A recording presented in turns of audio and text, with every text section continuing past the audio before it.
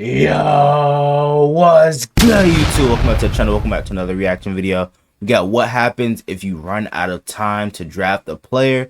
Let's check this out. Have you ever wondered what would happen if your favorite NFL team ran out of time? I actually have wondered this though.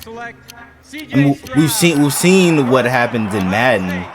They just auto does it. Vikings would be the team to find out. Well, Danny, the clock is winding down on the Vikings. What's going on? You gotta like 7 players. There's 7 players in All-America because They the Vikings.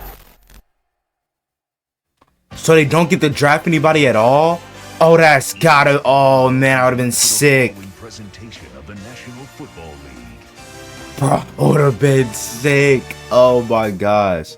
But how do you not know who to draft? Either you draft somebody or you trade back. But in 2003, the It's Minnesota that Vikings simple. found themselves facing a unique challenge, one that would test their ability to make split-second decisions under intense pressure. Minnesota Vikings are now on the clock. The Vikings were coming off a 6-10 season the previous year, but had reasons for optimism following a season-ending 3-game winning streak. They were set to pick 7th overall in the upcoming draft, and we're looking forward to addressing some key positions. The Vikings, they had weaknesses at a lot of positions, as most 6-10 teams do, but they appeared to want to start their focus on the defense. At least that was the speculation as the 7th overall pick approached. They won the last 3 games of the season. That was big. That's the key thing. They want the cornerback. They want the defensive lineman. As Mel said, can they step back a little bit? The key is Carolina, Jacksonville, Baltimore. Talk to all 3. Be careful. The clock is ticking. Make up your mind who has the best deal and either drop back or take the cornerback or defensive end. Unlike today where teams have 10 minutes to draft a player, back then, they had 15. The live event was also annually held. Bro, they had more time back then and still couldn't pick anybody, bro. Come on now. The team selected their players was by instructing an on-site representative to write Just come on now, bro. There's no way. To an NFL official near the stage. A system that unfortunately caused frequent mistakes and, delays. You know who's got to have the pick. Well, guess what, Danny? If you want Byron, However, the Vikings knew going Like for you to have the 7th overall pick, you should know who you want to draft. And they knew they could get. And if they get taken, then just trade back. It's that simple, bro. You have 15 minutes. That's why you don't just have one player on your draft board. You have multiple, just in case that person gets taken. To minimize their chances of a repeat 2002 situation. But we'll get into that later.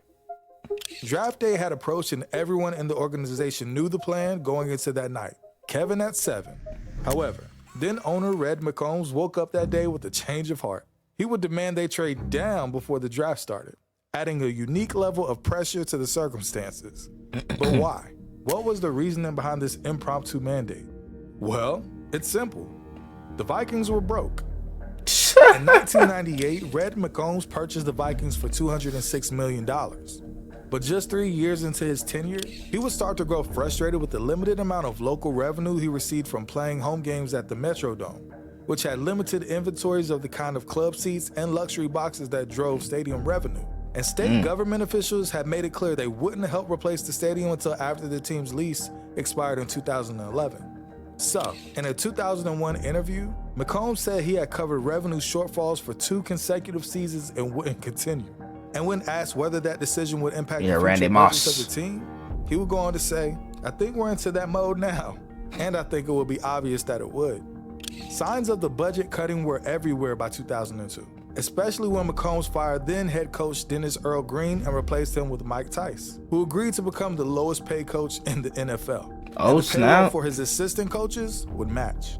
To add insult, hey, that's W for him. McCombs decided not to hire a general manager after Green's departure. Cause he just wants to coach, bro. The year, he instructed his bank. I would have wanted my bread on me to solicit purchase offers for the franchise. So that was the backdrop for the 2003 draft.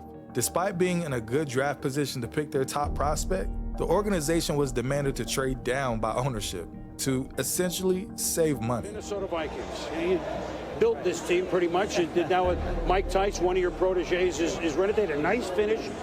Can they put together a few parts here to get back into at least a wild card mode, Denny? So, Vikings then VP of football operation Rob Brzezinski will begin to work the phones, Brzezinski is crazy. Light interest for the number 7 spot.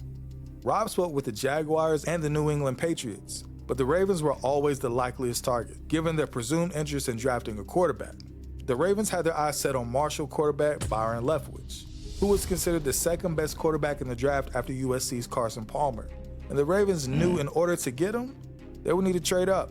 So the Ravens would ultimately offer a pick swap with a 4th and 6th rounder. That offer was a significant loss based on the trade value chart, and the price for risking the loss of a coveted player like Kevin Williams should have been much higher. But the draft had already begun, and the time was running out. So ultimately, the Vikings had no choice. They went ahead and reported the deal by phone. With 32 seconds out of their 15 minutes remaining, they got the deal done.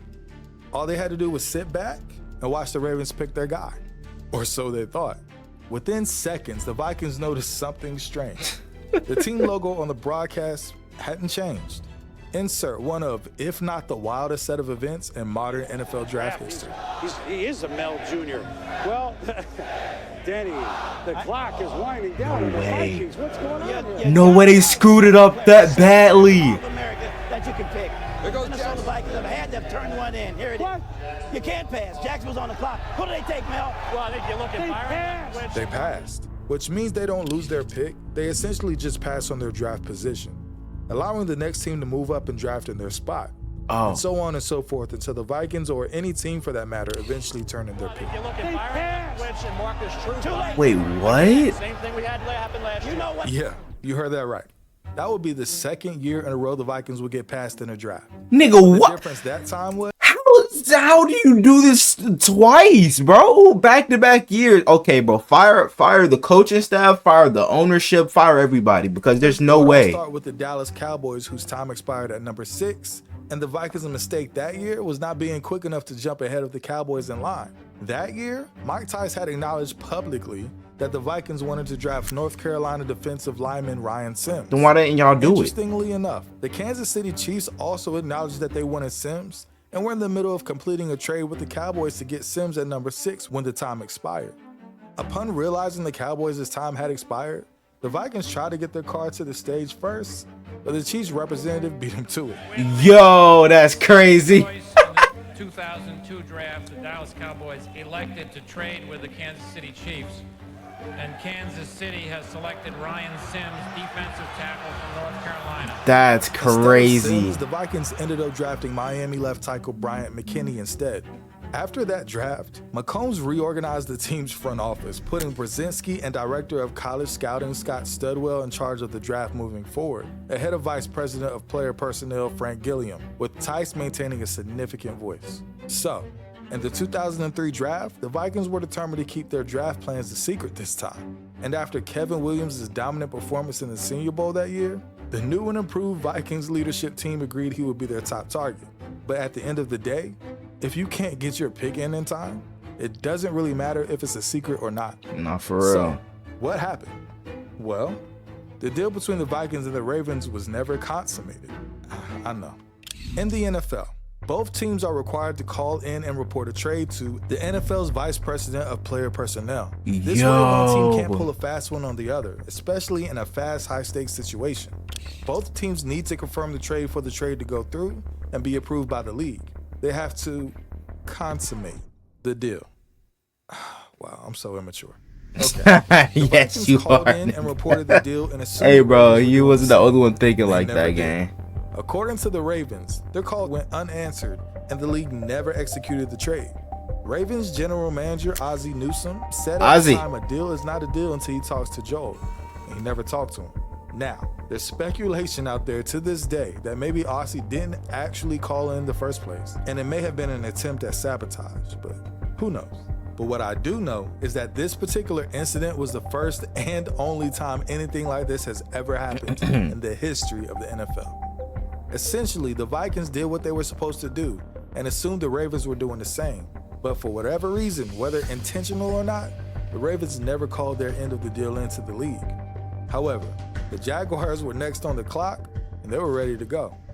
Mike Perkins, Jaguars video director, was in New York and began alerting his team when the Vikings draft clock was down to 20 seconds. He urged them to give him a name he could submit if the Vikings' time expired. They did.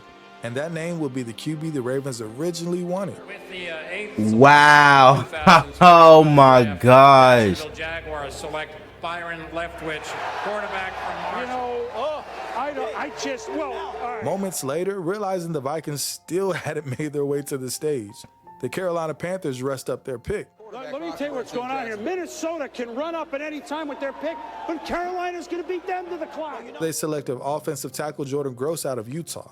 Next were the Ravens, who were scheduled to make their selection. Instead, Minnesota made its decision, notified league officials, and it was validated. Minnesota Vikings select Kevin Williams, defensive tackle from Oklahoma State. Finally, the Ravens would be next, and with their quarterback Leftwich already selected, they went with their next top prospect on their board. Baltimore Ravens select Terrell Suggs. T-Sizzle. Oh wow.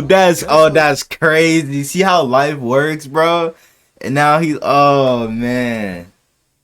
Oh, that's crazy. Hey, bro, and what's up with T-Sizzle, though? Did he just threaten to kill somebody over some Starbucks, bro? Come on now.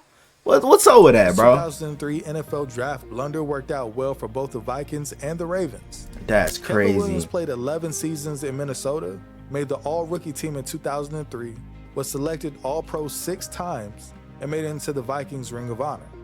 And for Baltimore, Terrell Suggs exploded onto the scene his rookie season, registering 12 sacks, 4 fumble recoveries, and an interception.